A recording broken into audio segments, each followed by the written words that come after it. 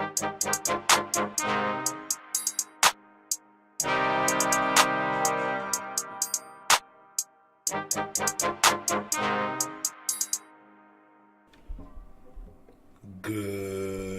evening, everybody.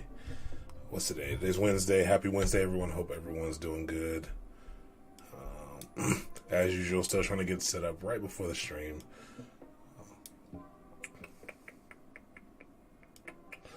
Yeah, so tonight is going to be a little different. Tonight we're going to try to put some context around a lot of the things that we've been learning.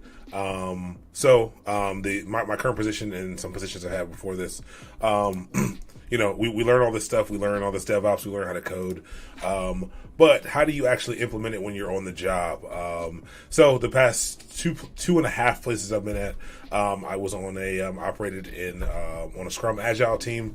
So I figured it'd be cool for us to kind of set up our own little Scrum Agile team thing here. Kind of imaginary.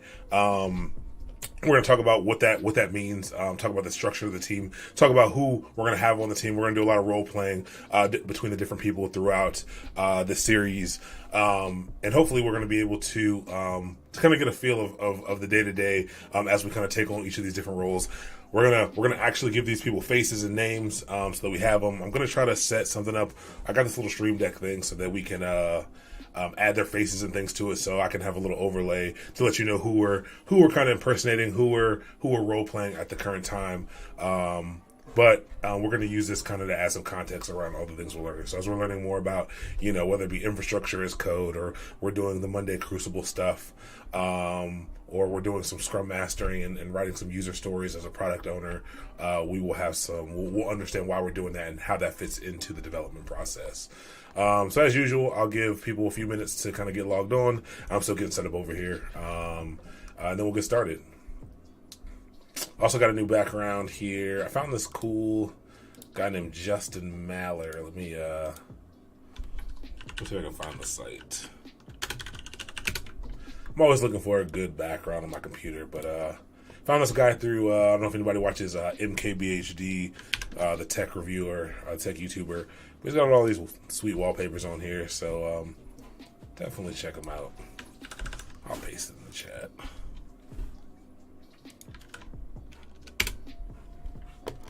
You can grab something cool from there.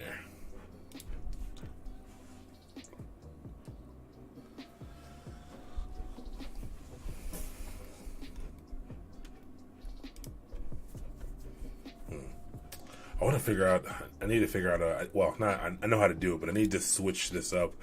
I'm running dual monitors, and I'll probably be running triple monitors soon, but I want to find a cool way I need to set up the stream deck so I can switch between them, so I can have different stuff on each one, so I don't have to keep pulling in stuff and figuring out which windows I'm using. But cool, we'll give it another minute or so. But yeah, again, hope everybody's doing good.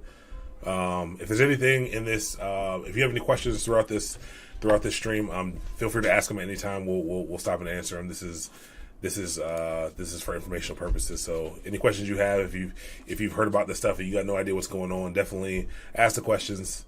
No question's a dumb question. We'll tackle it, and we'll get those answered for you. Let me pull over a browser.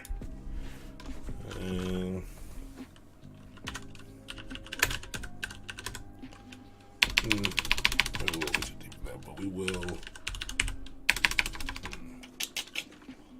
Let's go. Let's get into docs first, because I do want to set up some people here.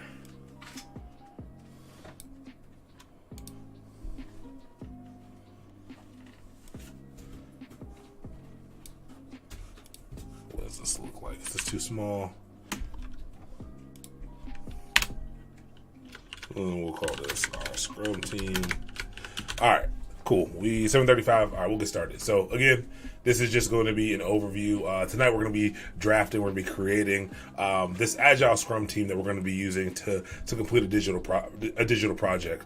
We'll talk about a little bit about the digital project that we're going to be working on, but we're going to attack it from all aspects of people on the Scrum team, and that'll make a little more sense once we dive into who's actually on our Scrum team.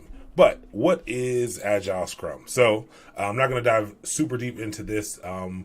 I think practicing it is a little bit better. The things that we're going to practice, we aren't going to pull out all of the methodologies and all of the practices in Agile Scrum, but Agile is it's a set of methodologies to help you run a project, to help you manage. A lot of people use it to manage a digital software project. You can use it for other things, but that has been the main purpose of it for the past few years. That's usually where you'll find it.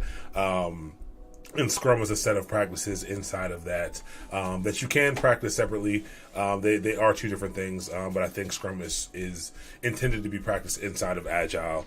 Of different things you do with your team, or different practices you do to keep that project running smoothly, to allow for quick feedback, to allow to pivot, and to be able to make changes and make decisions faster.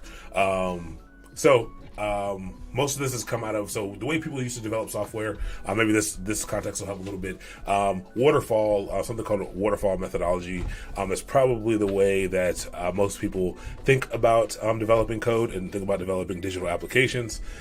And what that is you design a set of features. You set a little roadmap for it. You set a date you want it to be released. You just build it for that date, and you go ahead and release it. And you kind of get what you get once you release it. There's no real feedback loop to kind of iterate over that, and then you move on to the next thing. That doesn't really work too well. There's definitely still a lot of people operating in that fashion. It's not necessarily to say that that is wrong or the wrong way to do things. I think there's a very specific set of use cases for something like waterfall, but I think for kind of in the way the technology that we have today, I think Agile Scrum is a great way to develop projects, and I think this is the way a lot of companies, a lot of organizations are choosing to do it. First let's talk about the breakdown of our team. So the first person we're going to have on this team, this is going to be the person who has the most interest in the digital project we're building. So when you think about working for someone as a technician, as an engineer, you're going to be working on something. You're going to be working on a project, and there's got to be somebody who's, or at least in an Agile Scrum project, there's got to be someone who has ownership over that, who kind of is the guiding light and makes the decisions for that digital product. So that person is going to be our product owner. And cool. So we have a product owner, and so again, that person's role on this team is going to be to make those decisions about the product. They're the ones who deal with the stakeholders in the company and figure out what they want and how this serves, how this product fits into the business or into the lives of the customers. And they make the decisions on how this thing is designed. They kind of have the final say on things with the input of the rest of the team. So we're gonna give our product owner, because we're LARPing. So if you don't know what LARPing stands for live action role playing. Usually this is something that all the weirdest kids do, but we're gonna do it today. And not today. We're gonna do this for an extensive amount of time on this series, probably the whole time. Again, to provide that context. So our product owner that we're gonna create, we're gonna call this person. We'll call her Penny. Penny, the product owner. And let's give her a picture so we have somebody to refer to.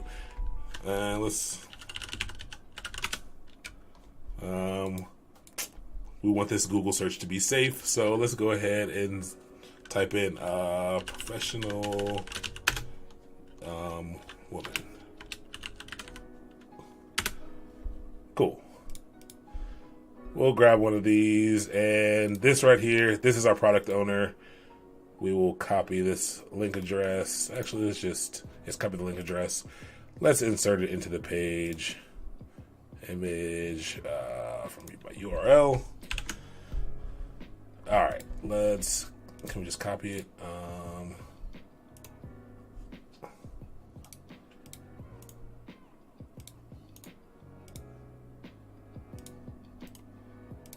Cool. So this is Penny, the product owner. We've got the first person on our Scrum team.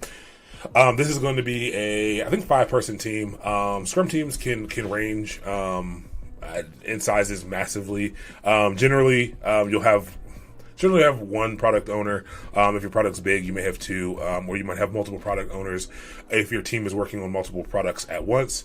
But so again, this is our product owner, and she is going to be the person who leads the charge of decisions on this product. And let's go down to the next page and let's add the next person. So you've got this Agile Scrum team. The product owner is absolutely they're going to be a part of our team here. Some places the product owner is very much a part of the team and kind of interacts and does everything with the team. In other places, the product owner kind of sits outside of the team and is a guiding light that kind of sits outside and the Agile Scrum team kind of works how it wants to work. I don't know what the real rules are for it. You can kind of do it how you want. But the next really important person we're going to have on this team is we are going to have the Scrum Master. Cool. Our Scrum Master's name is going to be, well, first, let's talk about what Scrum Master is. So Scrum Master is the person who implements Scrum on a team. So they're going to facilitate Scrum practices. They're going to facilitate the Scrum meetings. So Scrum has these various ceremonies that you should perform and that you're intended to perform to work on the health and wellness of your team. So there's things like something called the daily stand-up. This is usually a 10 to 15 minute meeting where the team stands up and talks about. It's not intended to really be a status meeting, but it's intended to let people know where you are on things. So you talk about kind of it's common to talk about what you did yesterday, what you're going to do today, and if there's any blockers that are preventing you from completing your tasks. And again, so this happens every day so that everyone on the team is aware of what's going on. Everyone on the team is in the loop and in the know on things that you're doing, and so that you can work with each other to figure out how to quickly solve problems. So the Scrum Master, even though the word master is in the name, the Scrum Master isn't supposed to be your boss. It's not supposed to be the person in charge per se. Again, they're the person who's supposed to really just be facilitating the conversation, facilitating the movement of the project. So again, we're talking about stand-up. There's something called, they'll also run, there's something called sprint planning. So we're going to operate in something called sprints. This is a short period of time, windowed period of time where we're going to learn how to, we're going to have to do our work. Generally, it's 2 weeks. It can be any amount of time. Some people do micro sprints now. They're 1 or 2 days. We're going to do 2 week sprints. A lot of companies do 2 week sprints where you kind of carve out the work you're going to do and you fight to get that work done in those 2 weeks.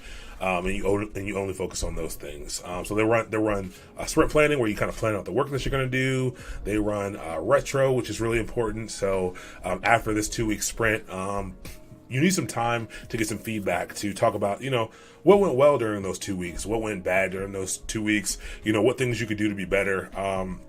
And that's probably one of the most important pieces of this Agile Scrum process, to be open and honest during that time, so that you guys can get better, so that your team can get better. So they'll run that meeting. They'll run sprint planning. So I said sprint planning. I said a daily stand-up. I said retro. They'll run something called backlog grooming, where you go through something called user stories. And so that's something that we'll hop into probably today, is hopping in and creating some user stories. This is something that the product owner creates that kind of tells you what kind of work to do and tells you what work is supposed to be done.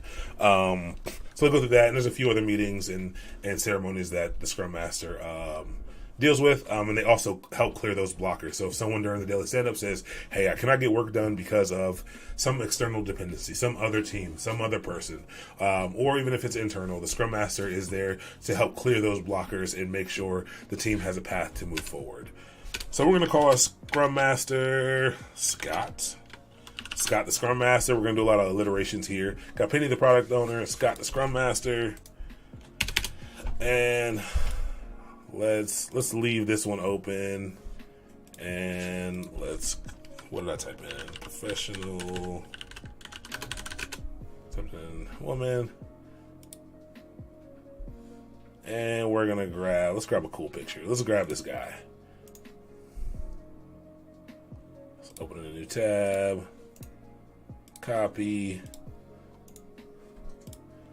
All right. Let's make this a little bigger. Cool. So let's move this up one. Well, let me move this. There we go. All right. Penny, the product owner. Remember what she looks like. Scott, the Scrum Master. Remember what he looks like. Kind of looks like an older Idris Elba a little bit, with a gray beard. Cool. So those are the first two people on our team. Yeah, he does. He really does. So make sure you're doing what you're supposed to do, because the Scrum Master looks like he can. He looks like he got hands for sure. So we're gonna go to product owner, Scrum Master. Cool. So now this is kind of where we get into what I consider to be the technical core of the delivery team. We're gonna have 4 different pieces here. We're gonna have UX and UI designer. So let's start with the UX UI designer. We're going to have a UX UI designer. We're going to have a software engineer. We're going to have a DevOps engineer. And we are going to have a test or QA engineer in here as well. And so the teams can be made up of any number of people, any number of things. You can run Agile Scrum with just a design crew, just a crew of UX UI engineers. It doesn't really matter. The makeup, is very different. I think the current project I work on, I'm the only DevOps person, but we have 3 software devs and 1 tester. And we had 2 UX UI engineers, but now we have 1. So the makeup can change, but we're going to do 1 of each, and we're going to see how they kind of play a role in the team. So UX UI engineer, what is a UX UI designer? Let's go to designer / engineer. Designer / engineer. What does a UX UI engineer or designer do? So UX stands for user experience, and UI stands for user interface. So this is the person that will that honestly, until I worked on the project that I work on now, I've never worked this closely with UX UI, but I think this is probably the most important piece of the team. This is the person who creates the experience, does the research to create the experience that your users are going to have. So when you're designing a digital product, a lot of people like to just hop into it and design what they think is good for people, but what you think is good for someone is not always the right thing. It's not always how the public is going to use your product. And this has happened throughout history. But the UX and UI designers, a lot of them, not all of them, but a lot of them do something called user research, where they do research they create mock-ups and they create these prototypes, and they go out to people and they find out how they actually are interfacing with the product, how they're using the product, and they help guide the design of the product. Again, they'll make mock-ups and things that the software engineers or web developers will kind of operate off of and create their code off of, and they'll use that as the base for their code. So our UX and UI designer engineer, let's call this person Umar, the UX UI design engineer, and we'll grab another stock photo here. And this doesn't really look like a Umar because this looks like Leonardo DiCaprio, but we're going to use it because it's kind of funny, actually. So cool. This is Umar. Never would have called it. We're going to copy image here, and we're going to paste this here. Move it up one. All right. Let's go over it again. We got to remember everyone we have on our team. So we've got Penny, the product owner. We've got Scott, the Scrum Master. Let me make some space here. Scott, the Scrum Master. We've got Umar, the UX UI designer engineer. And then let's go next to software.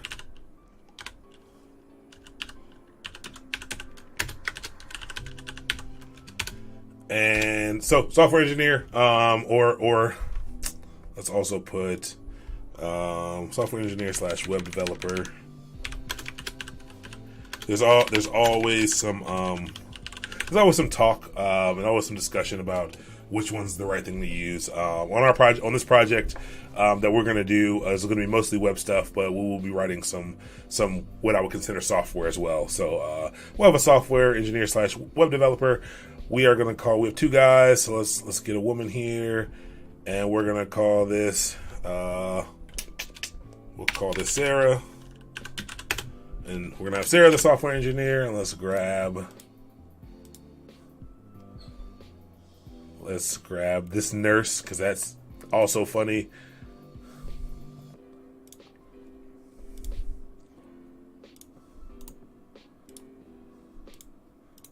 And we'll copy this. Cool. We got Sarah, the software engineer. We've got Umar, the the UX UI designer. We've got Scott, the Scrum master, and we've got Penny, the product owner. UX UI, get that awesome backend new feature you particularly enough to be used by someone who's happy enough it was already. Yeah, that's definitely a tough part of being a UX UI designer. Is designing for people who don't like change as well. It's change is always, like, at least I found, especially if you're building for something in an organization, people don't like change. I mean, think about all the times you've seen like Twitter or Facebook make a change to the way their site looks or it's used, and it's always pretty jarring, even if it's better. People don't like change, so it is. You get yourself a good UX UI engineer who can, or UX UI designer who can, take all that into account for people who don't like change and still make something that people like, and it's pretty impressive. And then we have software. Let's add a quick DevOps engineer. So DevOps, generally, on a team like this, you need someone who's going to manage your web infrastructure. And usually they by default just choose the DevOps moniker for this. But a DevOps engineer is a little more than that. They also are there to kind of break down silos and to help the software engineers and developers be empowered to develop kind of as fast as they want to. So they put in a lot of automation, a lot of tooling around that to kind of make everyone's life easier. And they also they're kind of integrated. They do their best to integrate into the process, understand how the actual software works. A lot of people who are dealing with infrastructure have no idea actually how the software works, how it's written. This is kind of breaking. DevOps engineers are supposed to kind of break down those silos and kind of work with the team to kind of have a shared understanding of the platform and how things work.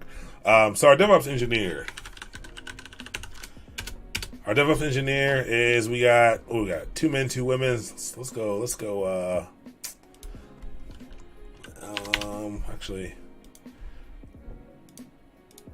so let's grab another guy, and we're gonna grab this guy because he's got on a wetsuit, and this is how even though I'm a DevOps engineer, this is how. Nope, we're grabbing this guy. We're grabbing the guy with the box. Because he's shipping off some code. And even though this is small, I'm still going to use it. He needs a name. Let's call him Danny, the DevOps engineer. And we'll go ahead and paste him in here. And what do we have? We have one more. So we're going to do a test engineer. So test. Test engineer. So Danny does look like a nice guy. For sure. Like I said, he's there. He's ready to ship off some code. So maybe he deserves a little more space. Everyone else has a huge picture. There we go. It's a little pixelated, but it's all good. So our test engineer. You got to have someone in here to help your team develop a testing strategy so that you can be confident in your code. Code with bugs, applications with bugs, software with bugs, have costs. Like there's so many stories of a tiny bug, 3-character error costing companies millions and hundreds of millions of dollars. So it's really important that the quality of your code is maintained and is evaluated often and throughout the entire process. So your test engineer helps you to think about that, and your test engineer helps you to set up frameworks and pipelines to be able to constantly test your code and test the quality of your code and ensure that your code is doing the things that it's actually intended to do. Testing is extremely important. We'll be learning a lot about testing throughout this project. And testing engineers are very, very, very important. So our test engineer's name is going to be Tammy. And let's see what Tammy's going to do. Tammy's a brave person who's good to call out. Yeah, that is 100% true. it can be tough to be a test engineer, because it kind of a lot of developers feel like you're judging their code or judging their abilities, when it's really not the case. I mean, yes, as a test engineer, I will be judging. I am judging the functionality of your code and kind of ensuring that it's doing what it's supposed to do. But it doesn't have to be a toxic environment where if your stuff isn't up to par, or if the test engineer says something about it, you shouldn't be getting upset about it. You should be trying to figure out ways that you can kind of make this work a little bit better. So again, there's a lot of automated testing things that you can do to ensure that even if your code is crappy, that it's still doing what it needs to do and that it's still pretty safe. But yeah, it's tough to be a good test engineer and not make people feel bad. It's also hard to find software devs who are okay with being criticized, having their code criticized. Yeah, and constructive criticism has made me. That's where you get that's where I've learned the most. If you don't have anyone checking out your code, I really recommend you. You find someone who can be just kind of a PR mentor for you, who can, even if you're just working on a project for yourself, that you can throw kind of PRs in there and someone can kind of take a look at it. Let you know what they like about it, what they don't like about it, things that you could change. It's a very valuable process. And again, it's something that, the more someone does it, the more comfortable you get with it. Right now, if my team's tester came to me and said, this is terrible, I know that he doesn't think I'm a bad coder or anything like that. It's just that what I wrote for this isn't bad for these reasons. Make sure that you get that information, or if you are a test engineer, something you want to go to, make sure you give those reasons. Don't say something is bad. You need to tell them why it's bad, or not even bad, why it's not done in the most optimal way, or if there's a better way that you think someone could do something. Make sure you give them that information. Again, the key word is constructive. Feedback is kind of pointless if it's not constructive. But we're going to make that Tammy is going to be our team's test engineer. And let's get somebody else who doesn't fit the stereotypical engineering mold. It's going to be Kim Kardashian. That makes perfect sense. Or the woman with boxing gloves. I like this too. So we'll go with this. And we'll copy this image and we'll throw this here. All right. We have our entire Scrum team now. So let's scroll back to the top. Let's go back over so we can all introduce ourselves to everyone. Cool. We're starting this project. This is day one kickoff. We've got Penny, who's going to be our product owner for this project. She's going to tell us what the product is in a little bit, or at least the first pieces of the product that we're going to be working on. She's going to let us know that in a little bit. Then we've got Scott, our Scrum Master. He's going to be the person facilitating all of our ceremonies and making sure this goes smoothly. We've got our UX and UI designer, engineer Umar, with the gelled hair. He will be making sure that the product we're building meets our customers' needs, and that what we're doing, it has a good flow. Make sure it's following good design principles, and that we're not making something that people don't want to use. We've got Sarah, our software engineer or web developer.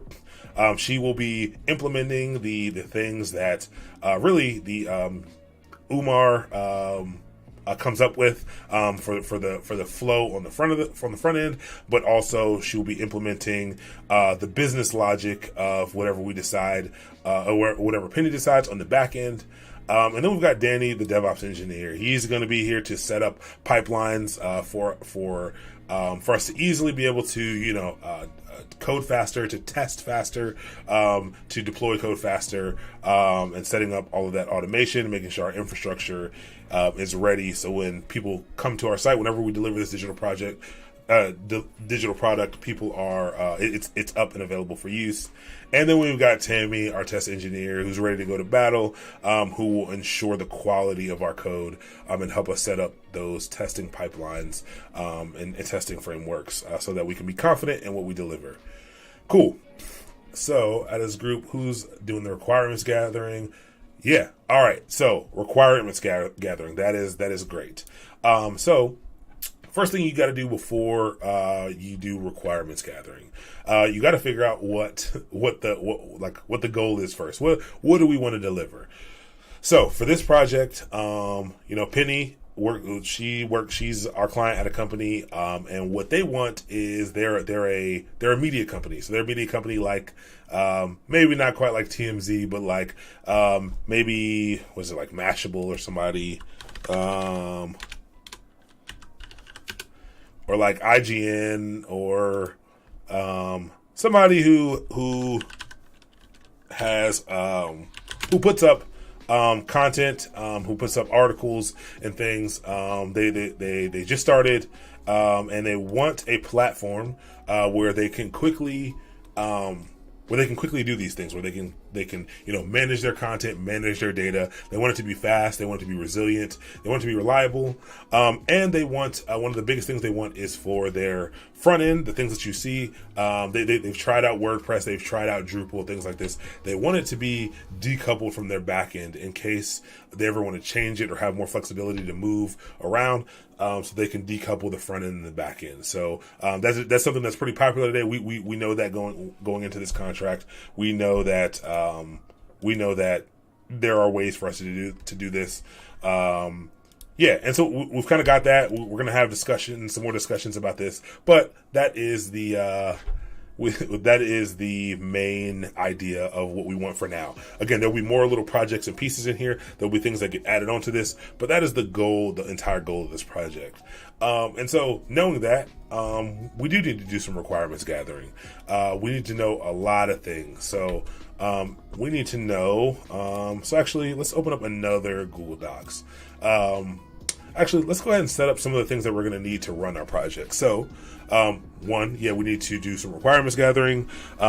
We can use just Google Docs for that. There are a lot of tools and things that companies use for this. People who are Microsoft stacks use something called SharePoint to kind of as like a knowledge base or place to gather up all their information, keep all their knowledge in one place.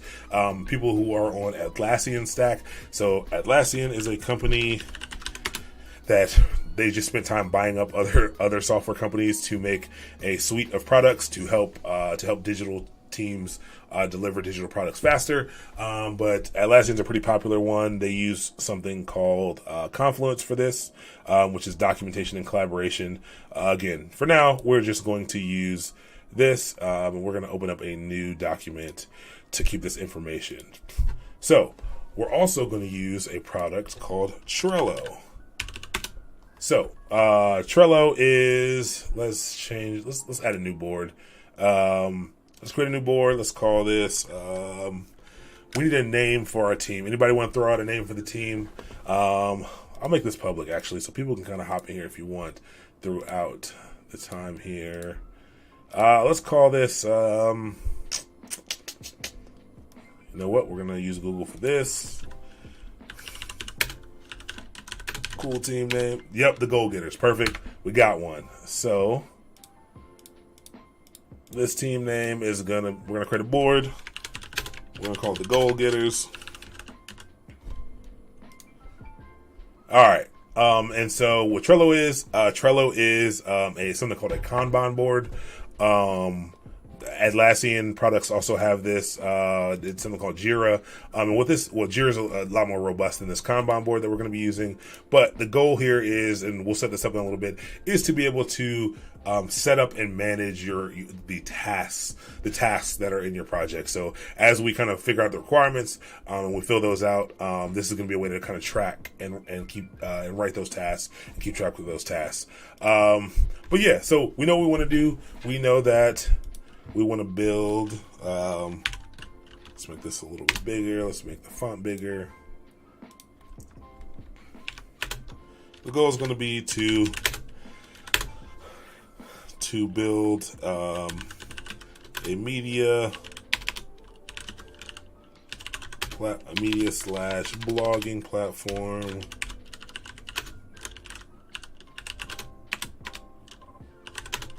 Let's say like IGN.com or Mashable, and there's a million sites like this. Cool. And then we want our product owner wants content to be entered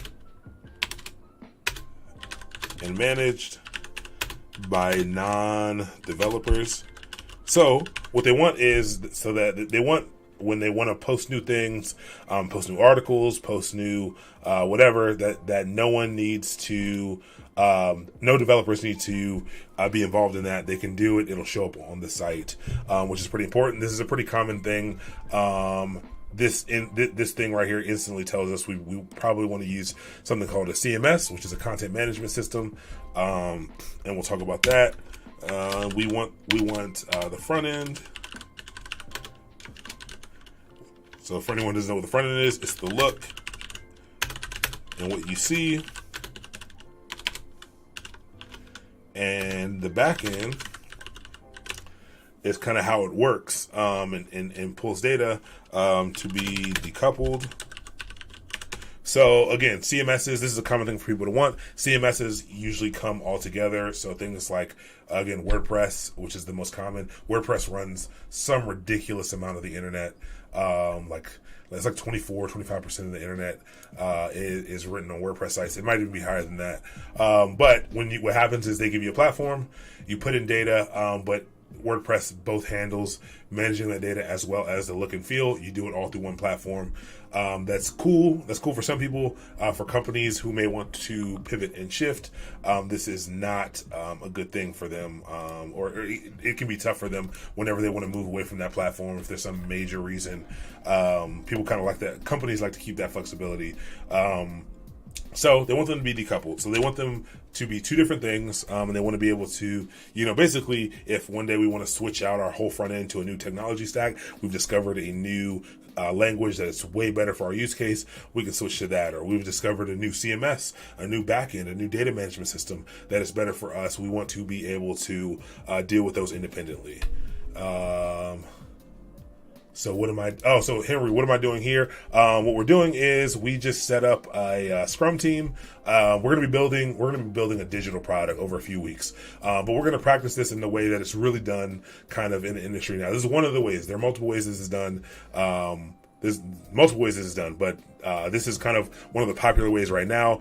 So we're just putting some context around the things that we're learning. We're learning a lot of things on this channel. We're learning how to code. We're learning a lot of infrastructure stuff about the cloud. We're learning about Docker, containers, all that stuff. And we're going to be doing all that. We're going to continue to do all that, but we're putting some context around it so you can see how it works when actually working on a digital product. This is our Scrum team. So for anyone who didn't see, we've got a product owner, Penny, Scrum Master Scott, we've got Umar, the UX UI designer, Sarah, who's going to be our developer, and we've got Danny, the DevOps engineer, and Tammy, the test engineer. And again, I've got a stream deck here. I'm going to find a way where I can overlay each person that we're kind of acting as in the top right corner, so we can kind of know what we're talking about here.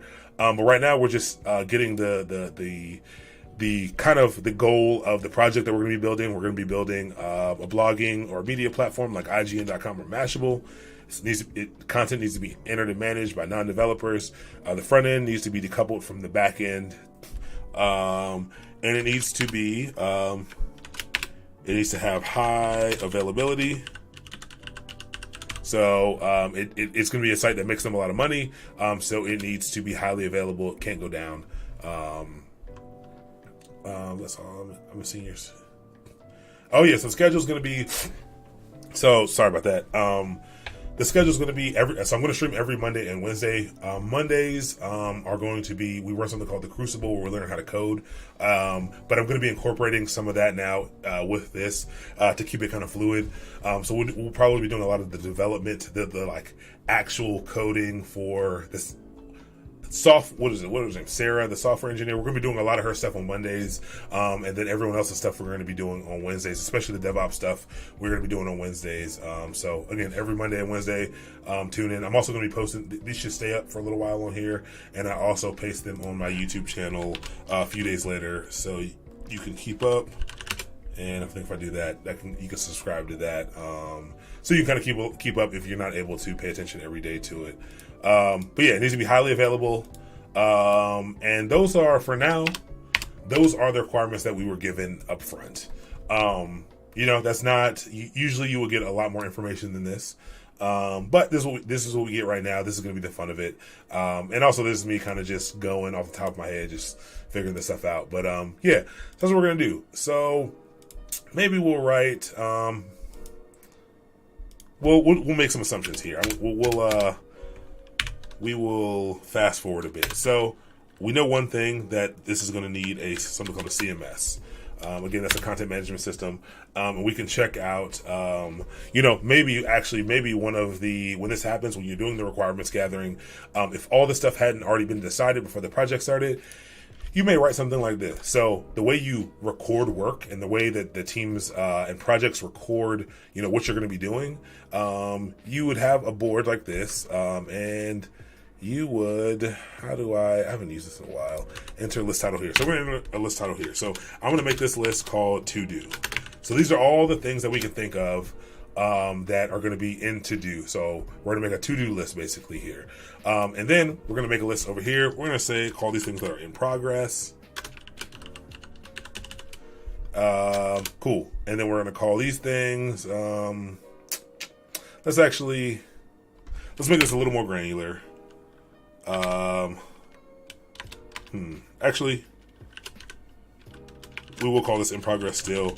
We're going to say this is less than 25% complete. And again, you can set up boards like this however you want. Are you making this more like a Trello, Jira? Because I've never seen that on IGN. Oh, yeah. Trello is just a free tool that you can do with this. There's some paid ones. But yeah, just so you can kind of understand what a Kanban board is and see something like this, you can do this. So I'm going to put in progress, less than 25%. We're going to do in progress. Let's just do 50%. I've seen people do it this way. I don't really like to do it this way, but I think because of the time that, in the way that this is going to be done, I think this will be a little more readable and understandable. And we're in progress, 75%. Then we're going to do, so once it's past that, we're going to do, in test, and then we're going to do done. So these are just different statuses of what you're working on right now. So some things may not go in here. And so again, usually this is set up for your development tasks. But yeah, so we'll start out with this. So usually there's a few different things, especially when you're dealing with Jira, but there's usually a few different types of tasks that you would do. So one, a lot of things that we're going to be doing now will probably be called enablers or spikes. So spikes are where you don't really know what the outcome of what you're going to do is. It's really where you need to find some information, do some research. So we can write a ticket here. And so this would be something, usually this is something that the product owner, so Penny, our product owner, she would usually be writing these with the input and with the help of everybody else on the team. And she might write a user story like this. So user stories are usually written as something like, it would be like, as a product owner, I would like to know what the best CMS, maybe I can make this a lot larger. What the best CMS is for our use case. Sure, you put something like this, and then usually you put some other stuff in there. Spikes don't usually. We're gonna make this something called a spike, something, a research thing. But again, user stories are usually written like this, and it kind of gives you the who your audience is, kind of what you're going to do, and then usually you would have details below on the specifics and things that you would want to do. So maybe I would say something like, I can edit this in here, and actually, how do I do this? Save this. So I can add a description to it. So I have this whole card, and I can say, let's just give it a label. So like I said, I want to give it a spike to let people know that it is a spike. I'll give it a pink color. I'll make it create so people know whenever you see that pink, we are working on something that is a spike, something that needs some research. And again, we can say, look at headless CMSs. We'll talk about that. We don't want WordPress. cool. There's a company that already knows. She already knows they don't want WordPress. She may put that in here for us, and we may pick this up. So this may be something we need to do to do that. We can assign it. If I had different members in here, I'm going to assign this to myself, but we can assign this to whoever is going to be doing this task. And again, we're going to be doing something called sprints, probably 2 weeks. Every 2 weeks, we'll probably run a set of ceremonies here, but we will, for the next 2 weeks, this is one of the tasks that's going to be assigned to me. And so again, let's take a look back at what our requirements kind of are, so we can figure out how to gather more information about this stuff. So content needs to be entered, so we know that. We want to build a media blogging platform, so maybe we just do something like tech stack. Question mark, because we need to know what the tech stack is. If we have a decoupled backend, what do we want our front end to be built in? So someone actually threw out in the channel, React front end with a Spring Boot backend is powerful. Absolutely. So we could maybe say, let's make another spike here, another card, and we're gonna say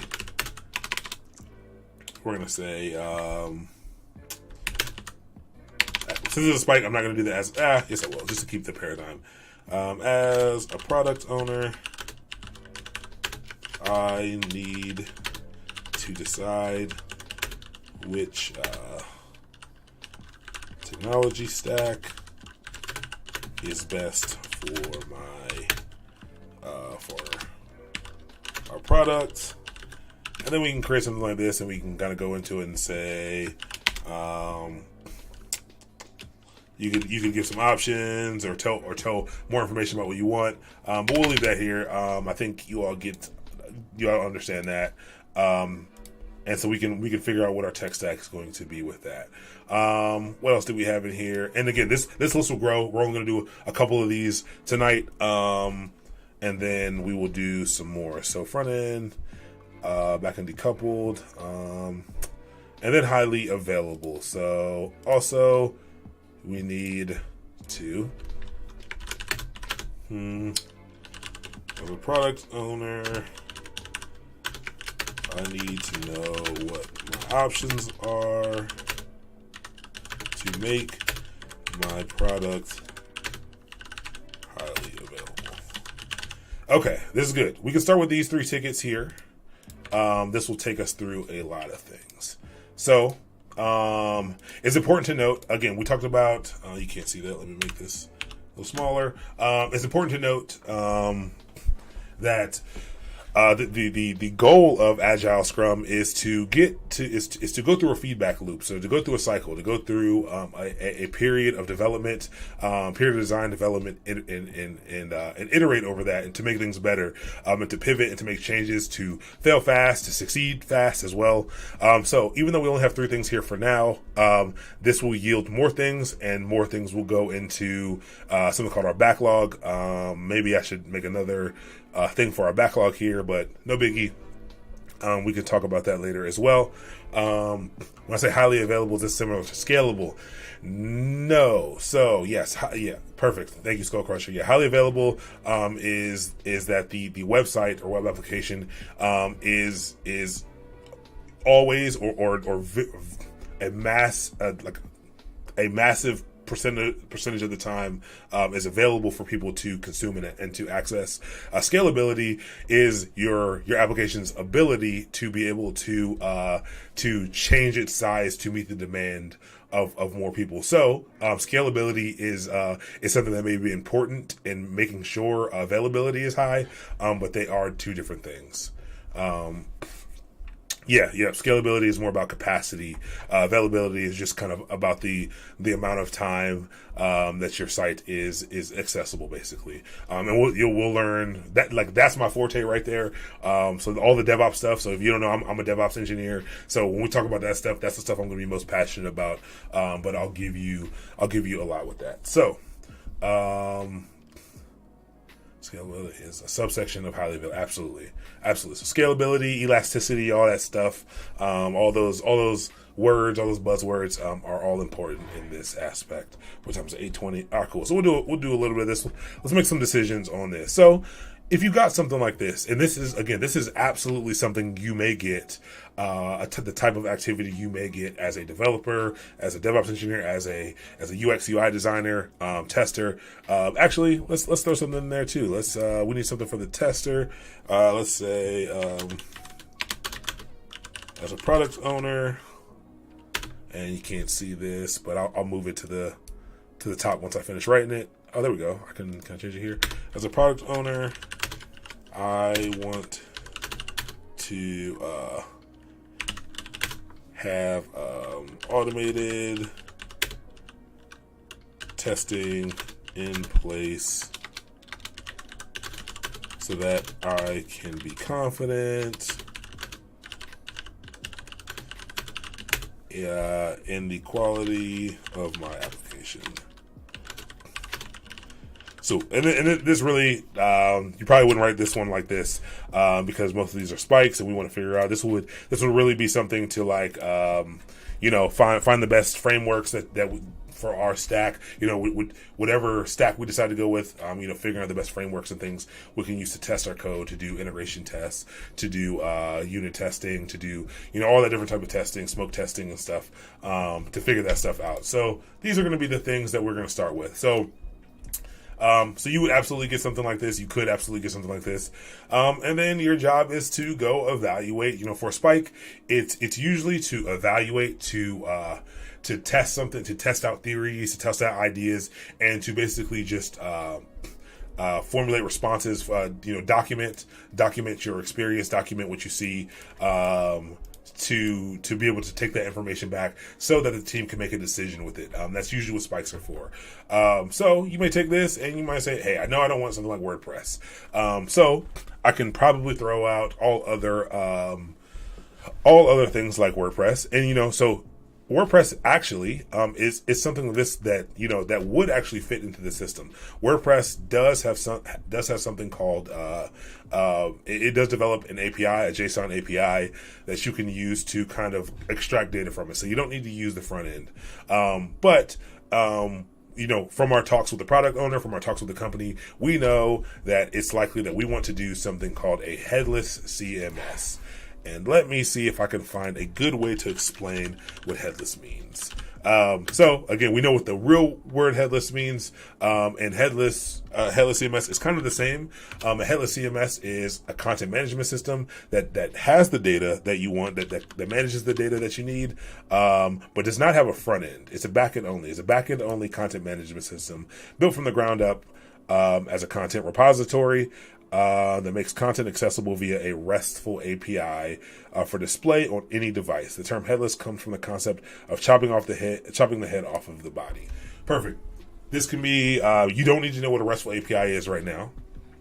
You'll understand what a RESTful API is once we get into it, for sure. But again, think about that. The word is very descriptive. Headless. So everything you're seeing now is the head, and then all of Google servers and the backend code that goes and pulls this data is that's the body basically. And basically that's what we want to do is only use that body. We only want to add in the place for you to enter the code, but we don't want that code to be displayed anywhere. We don't want it to manage any of the display. Would AWS be considered a headless CMS? AWS would not be considered a headless CMS. You could run a headless CMS on AWS. So Amazon Web Services, AWS, any of the cloud providers, cloud providers just offer you, for the most part, just offer you the infrastructure to be able to run your applications on. So it is not a headless CMS. It is. We're actually probably going to use AWS for this. Maybe we might use Google Cloud. I'm not sure. Probably AWS just because I'm a little more familiar with it. But I do want to get into Google Cloud a little heavier. But it is not. I'll show you some of the things that are headless CMSs. So you may just Google, and it's perfectly reasonable to Google, best headless CMS 2019. It's 2019. This is how I start my, when I'm doing research. If I don't know the answer to a question, this is how it starts. Don't feel you shouldn't know what all the headless CMSs are. What your goal is to go out and find what the headless CMS is. So are you limited by database selection with these? depending on the option that you pick, database selection is very important. As of right now, from what we know, our database restrictions, we don't have any database restrictions. We just want to go out and figure those things out.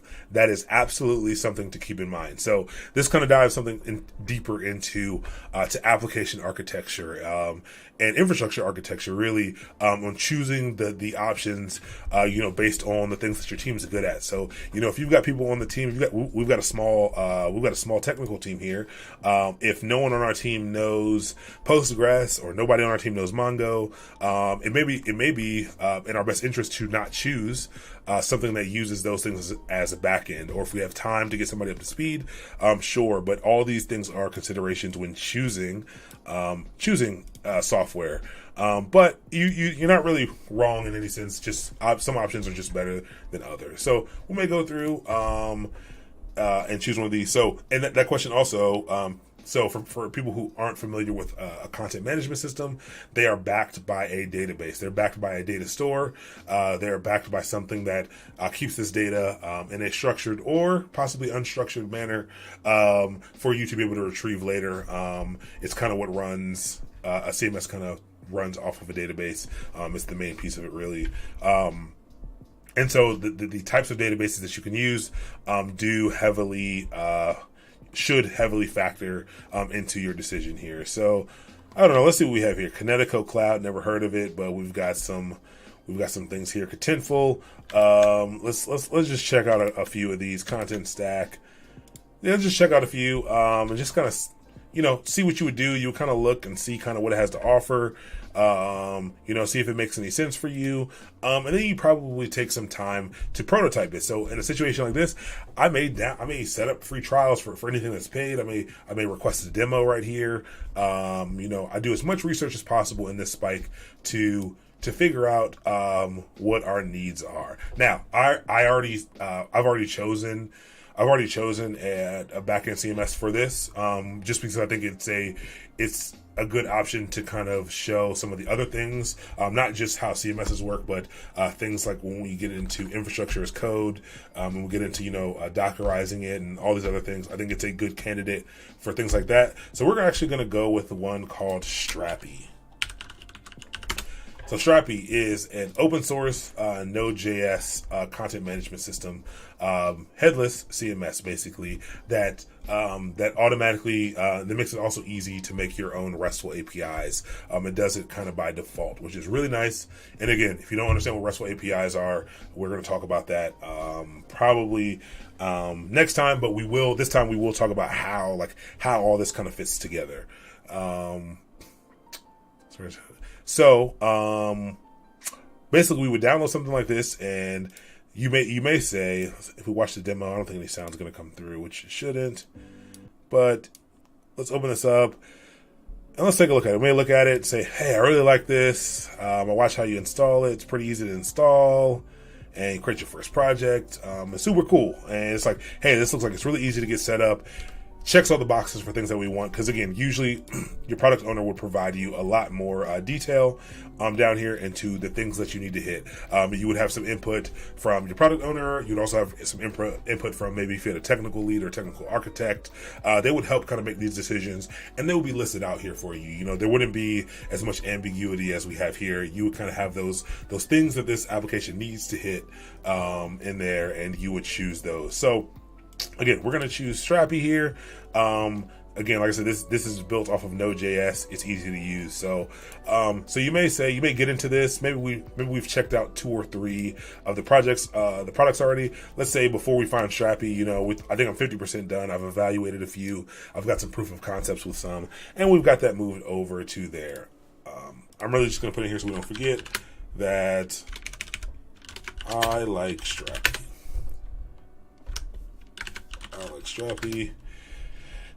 And we'll make decisions with this. Again, this is a spike. This is to basically gather information. So we'll make decisions with this after this sprint is over. But we may move it over like this. And again, different tickets will be assigned to different people. But that's what we have here. The next thing we're going to do, we're actually going to decide on all these today, so you kind of understand the project that we're going into next time. But yeah, so we've got Strapi, but let's act like we don't have Strapi yet. But Strapi is what we're gonna go with. Actually, let's just move that to done. We'll move that over to done. Doesn't need to be tested because it's a spike. We'll move that to done. We've chosen our CMS. And again, that probably is something that would take a whole sprint. The whole 2 weeks, I will probably be evaluating things, figuring out what to do. I am describing kind of how, I'm more so describing how an agile Scrum team works, how a digital product team does things. Again, they do things in different ways, but this is kind of a standard way of things being done. So we do have, again, an overview. We do have 6 people on our team. We've got a product owner called Penny, Scrum Master called Scott, a UX designer called Umar. Actually, how do I make this public? And I can just share this. Yeah, if you guys mess with it, I don't care. We've got a software engineer named Sarah, Danny the DevOps engineer, and Tammy the test engineer. I'll make that public before we get off of here. I'll send it out. You guys can do whatever you want. I'll make a copy of it. But yeah, so we've got our team and we've got some requirements, and we're kind of figuring out how we're going to build this project. We're going to build a real project here. We're going to work on a fairly large project, actually. We're going to do something cool with this. So as a product owner, I need to decide which technology stack is best for our product. Perfect. Cool. Now, when you're doing something like this, your technical lead or your architect may make decisions.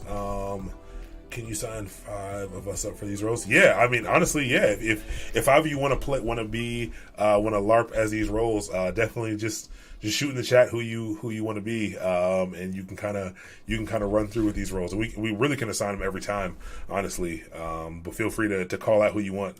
Again, we've got Tammy, Danny, Sarah, Umar, the UX person, Scott, the Scrum Master, and Penny. But cool. So we need to decide the tech stack now. We've taken a lot of things into consideration. A lot of conversation would have happened before this, for sure. And we would have probably known what this is before we even hired Sarah, honestly, because you probably want to get a developer who has some type of, especially if you're going to have a single developer, you want to have a developer who is proficient in that tech stack, most likely, or DevOps engineer who is. Maybe we chose Strapi because it was JavaScript Node. Maybe our front end stack, we decide we want to do, we also want to do Node, JavaScript Node, React front end. So for those of you who don't know, React is a JavaScript library for building user interfaces. It was created by Facebook. It was created by Facebook. It's pretty cool. It took me a bit to get into because I'm not a web developer. It was pretty interesting. Once I got it, it's pretty quick and easy to do things. But it's a framework for building these user interfaces. Node is, so JavaScript is how you do dynamic things on the web. And Node was created to be able to, couldn't do, when you had to write a backend application and a frontend application, you used to have to write them in 2 different languages, because JavaScript was can only be read through the browser, or interpreted by the browser. Then Node.js was created, and what that did is that allowed you to be able to use JavaScript, I guess, on the back end, basically, and it allowed you to run JavaScript, use JavaScript to do server side code, which is cool, because then it allows people who used to be front end engineers, or who are comfortable being front end engineers who do a lot of JavaScript. It made it more accessible for them to be able to do work on the back end, and to kind of be that full stack developer. So we're going to use Node.js. We are going to use React. We'll use Node.js. We'll use React for our front end. Yep. So that's going to be our tech stack here. We will be doing this also. I've made the decision right now. We're going to be doing this inside of AWS as well, just because I know AWS better.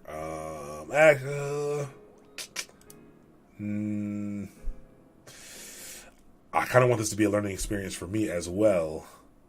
So maybe we'll do Google Cloud Platform. I'm not sure. Let me think about this for a second.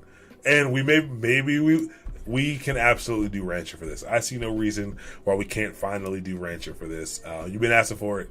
We can do Rancher. But I like the quick flow. Fill the roles we contribute with questions. Yeah, absolutely. We should definitely fill the roles. That's a good question. I mean, that's a good thought thing. Something good to do for sure. Yes, we will use the Rancher. Do you know if you can use Terraform to do anything with Rancher? You probably don't even need Terraform if you're going to be doing Rancher, but we'll use Terraform to spin up some other stuff. Cool. Rancher sounds like a good idea. We will do, because we're going to do Rancher, and I don't know much about Rancher, we will stick with AWS. So we will be using AWS's services to make sure our application is reliable. So here, let's just put in JavaScript, Node, React. I spelled that really wrong. And we're going to save that. And let's move that to done. Again, this is normally not how it would go. You'd move it down the pipeline as you got more information. But we'll just do that. It's done. I need to know what my options are for making my product highly available. Cool. We're just going to put AWS here. There's a lot of tools and things in AWS that we can use to talk about availability and serving up your application. There's like 30 different things we can do, but we will figure that out as well. Sounds like we'll be using Rancher. And then let's scoot over to this. As a product owner, I want to have automated testing in place so that I can be confident about the quality of my application. So, JavaScript, a lot of times JavaScript and React, you'll test with things called, there's something called Jest. So actually, yes, let's do this. I do want to see Rancher here. Cool. Rancher AWS Quick Start, and it's got it's got a provisioner. Yes, we will absolutely be using Rancher and Terraform to build this. But for our testing framework, we will be using JavaScript. What is this? Arrow Cube Solenoid of Selenium. Interesting. It's in Docker to launch browsers. Interesting. Maybe, possibly. I'll look into this. Maybe we'll switch to this before we get to writing. We don't have an app yet, so we can decide on the integration testing library later. But for unit testing, we're going to use Jest. So Jest is a JavaScript testing framework that works with Node, and this allows you to write code to unit test, to check your functions and make sure things are working well. So we use Jest for that, and we'll throw in Jest here for now, and then we'll create new stories later. But Jest, cool. So now that we have all of that out of the way, we are going to use all this information. I'm probably going to use this information off stream, and maybe I'll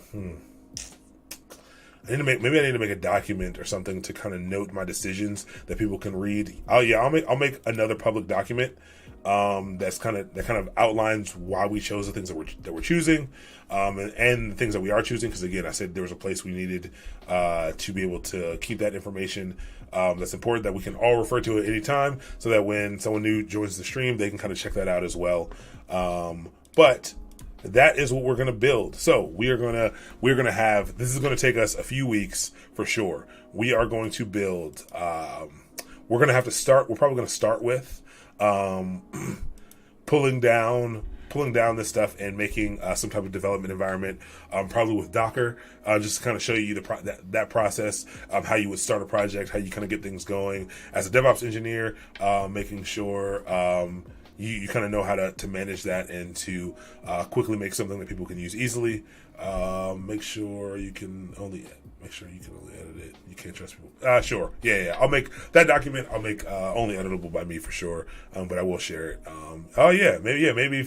Maybe you will have edit access if you're a subscriber. So that's a good idea. I like these subscriber perks thing. I watched a video about it the other day. I was like, that's pretty interesting. I like that.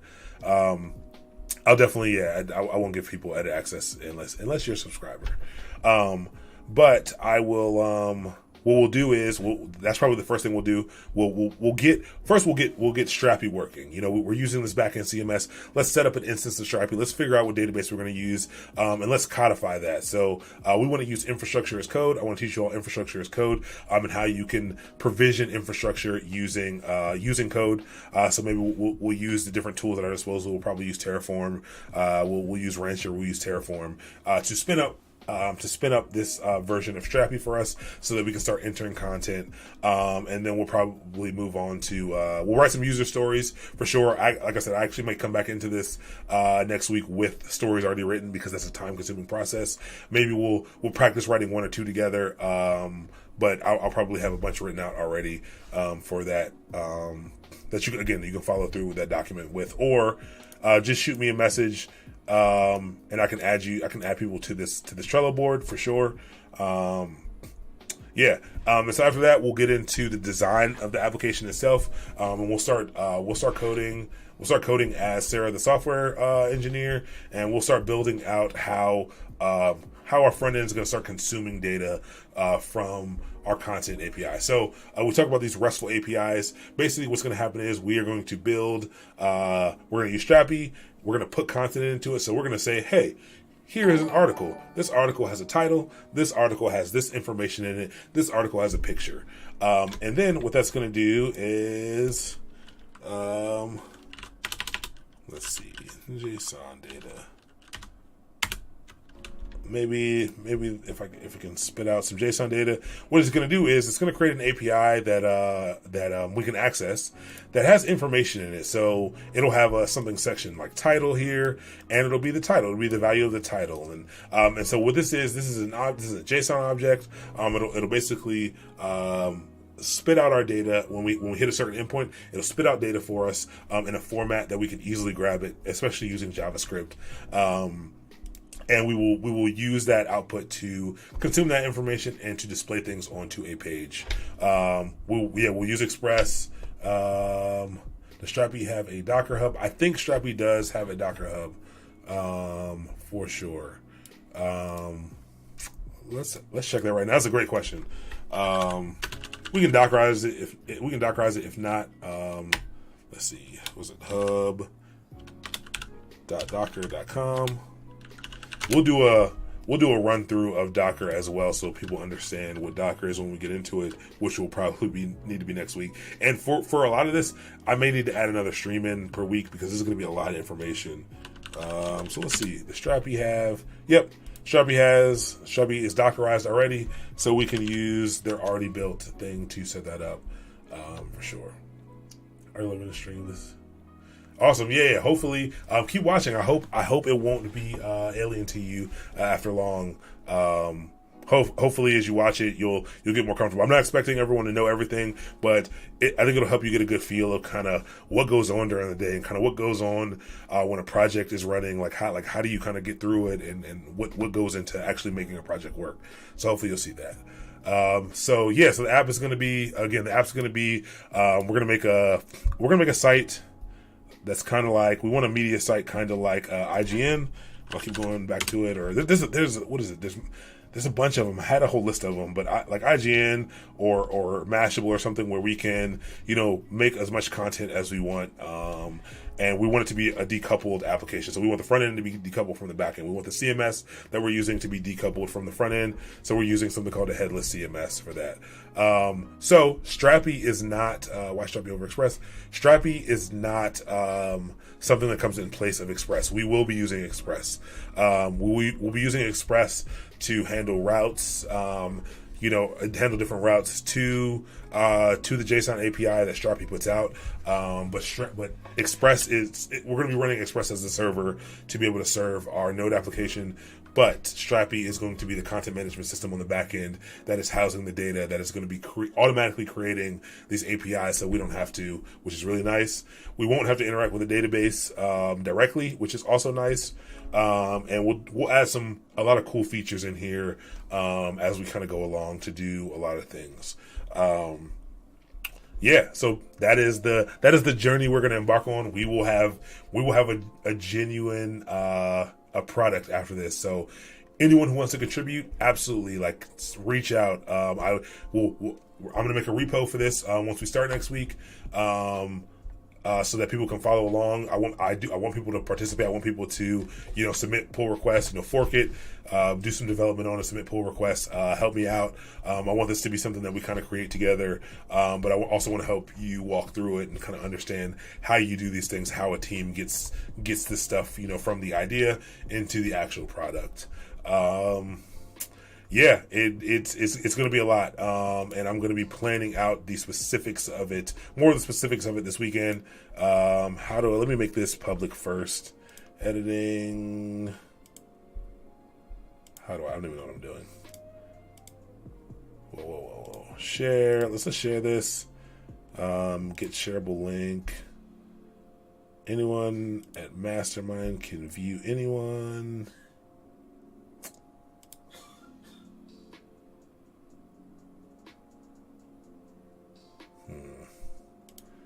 Anyone with a link can view. So we'll save this. If you want to check out the team, I'll copy this link. You can check it out here. I will add a command. I'll add a chat command so that people can get that link anytime they want. You can check it. You can check out that link if you want to remember what the team is. But again, I'm gonna set up my stream deck to be able to do a little overlay in the corner to let you know who we're impersonating. Again, we're gonna be live action role playing this throughout the process. So as we're working on infrastructure stuff, we're gonna be Danny the DevOps guy. We're gonna put ourselves in Danny's shoes, and as we're writing tests, we're gonna be Tammy the test engineer, and things like that. So yeah, get to know the team. It's going to be pretty important as we go along. It's going to help a lot. So talked about DevOps here. Packed Hub. Oh yeah. As people come across any type of free learning or any real cheap learning, definitely shoot those in the chat. Save those up. Shoot those out in the chat. Definitely invest in yourself a little bit. Spend a little bit of money. I don't know how much this is right now. This one's totally free. You sign up, you can get this stuff for free. There's so many ways to like get this information for free. Definitely grab books and things like this. I have so many Udemy courses and things like that. Take the time to do it. But cool. Can you send us without having to register? Yeah, I think Pact, you got to register. So cool. Get to know the team. I will actually, how do you do this? So what I want to do is maybe if you want an invite, can I get a invite with link? Cool. This is perfect. If you want to sign up for the Trello board, and maybe I'll work on permissions later. This is the link to the Trello board. I will also add that as a chat command as well, so people can get to it. Add yourself to the Trello board if you want to participate. You can also help create tickets if you want. We can throw them in there. We can do a backlog grooming per se, and kind of figure out if these tickets are things that we want, or if they're written well, because that's really important, a very important part of this process. But yeah, join the board. Participate. I'm actually looking forward to this. And again, I'll get the documentation up. Maybe follow me on Twitter. All of my social media is at MASTERMND.io, like all of them, except for YouTube. But I'll try to send out the link somehow on all of my social media platforms on where the documentation is going to live, so people can follow along. Maybe it'll be in GitHub as well. I think my GitHub is in here. Maybe that's the best place. Maybe I'll just make it GitHub. Cool. Follow my GitHub. You'll see it in there. Yeah, you'll see it in there for sure. But yeah, so that's all I got for this week. Hopefully people are as excited about this as I am. We're finally going to get to build a real product with all the pieces. We're going to start to put together all the things that we kind of been going over. Yeah, if you have any questions, reach out to me however you can find me. Again, that's at MASTERMND.io is my thing on most platforms, even on LinkedIn as well. So reach out. We can talk about it. If you have any ideas that you want to incorporate into this project, like throw them out there. Like I'm down for anything. Like we've been talking about doing Rancher for a while now, and I think we're definitely going to do that in this project now. So cool. ICQ later. Cool. I wish I was still in ICQ. Maybe we'll start a Discord or something, for sure. But absolutely, I appreciate that. Definitely look forward to seeing everyone next time. I've actually got to go now and work on. I've got a few other things I'm working on with this channel with MASTERMND in mind. So cool. I'll see everybody on Monday. Have a good night.